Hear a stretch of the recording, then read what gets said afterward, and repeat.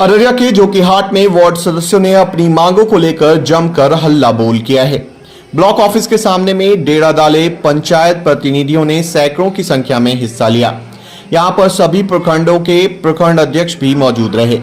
इन लोगों ने अपनी मांगों को लेकर जमकर नारेबाजी की है और बीडीओ को एक ज्ञापन भी सौंपा है। आइए जानते हैं पंचायत प्रतिनिधियों की क्या परेशानी है। बिहार पंचायती राज व्यवस्था में वार्ड सदस्यों को सीमित अधिकार मिलने पर रोष व्याप्त है। इन लोगों ने प्रधानमंत्री आवास योजना में वार्ड सदस्यों की अनुशंसा और 7 निश्चय योजना में वार्ड सदस्य को ऑफलाइन चेक करने की सुविधा सहित 9 मांगों पर जोर दिया है। इससे संबंधित ज्ञापन भी बीडीओ के सुपुर्द किया है।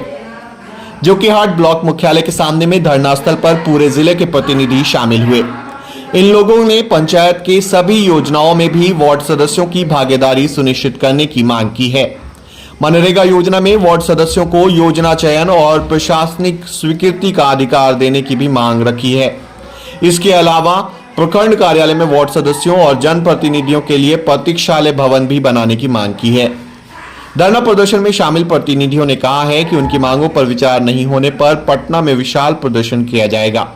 वहीं धरना पर बैठे जिला परिषद प्रतिनिधि अब्दुल गफूर तूफानी ने कहा है कि वार्ड सदस्यों को मुखिया कुछ समझते ही नहीं है।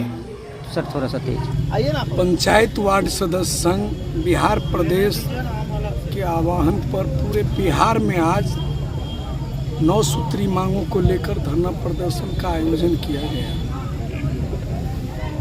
मुख्य मांगे हम लोगों का है कि 7 निश्चय योजना पार्ट 2 जो 2017 के नियमावली के आधार पर बिहार सरकार के द्वारा जो हम लोगों को मिला था, पुनः 7 निश्चय योजना पार्ट 2 का सभी योजना वार्ड सदस्यों के माध्यम से अविलंब करवाई जाए, क्योंकि 10 महीना गुजर चुका है, अभी तक वह योजना धरातल पर नहीं उतरा है। दूसरी कि आए दिनों वार्ड सदस्यों की हत्याएं हो रही है, जो चिंता का विषय बना हुआ है, जो कि हाट में भी हो गया है और बिहार के अधिकांश जिलाओं में हुआ है। हाँ, और जो हत्याएं हो रही है वह कहीं न कहीं बिहार सरकार की नाकामी है कि उस हत्यारे तक बिहार सरकार नहीं पहुंच पा रहा है, उसको सजा नहीं दे पा रहा है। और दूसरी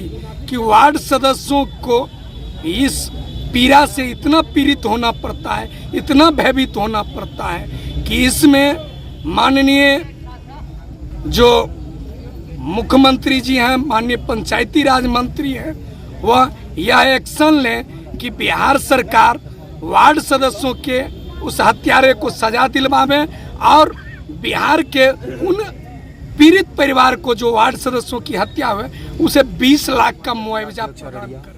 ये सरकार निकम्मा है।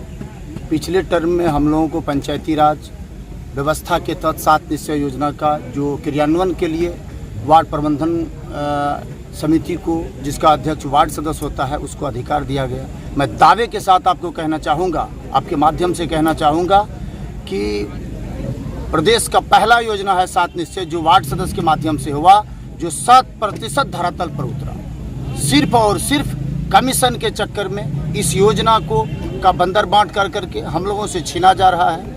और मैं आपको बताना चाहूँगा, अभी आपके जिला अररिया में कम से कम सैकड़ों मुखिया 50 लाख, 25 लाख, 30 लाख, 70 लाख रुपया मनमानी ढंग से नियम कानून को ताक पर रखते हुए राशि का निकासी कर लिया है। योजना को अभी तक अमली जमा नहीं पहनाया गया है, धरातल पर नहीं उतारा गया है। हम लोग यूनाइट हो गए हैं आज से।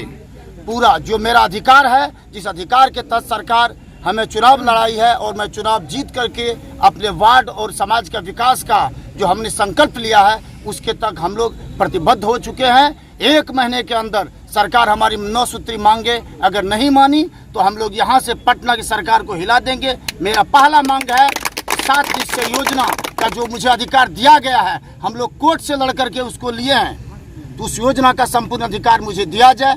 इसके बाद एक बहुत बड़ा योजना है मनरेगा, जो सरकार का महत्वाकांक्षी योजना है। ये योजना सिर्फ और सिर्फ मुखिया का पैकेट का योजना रह गया है। हम उसके पैकेट की योजना को अभी उसको निकाल के समाज में परोसना चाहते हैं। मेरा कहने का मतलब है उस योजना में मुझे प्रशासनिक स्वीकृति का अधिकार मिले मेरे वार्ड सदस्य भाई उप मुखिया भाई के द्वारा। चूँकि सरकार सारा जो वर्क है, सरकार का जो भी महत्वाकांक्षी योजना है उसका सारा जिम्मा हमको दिया है। आप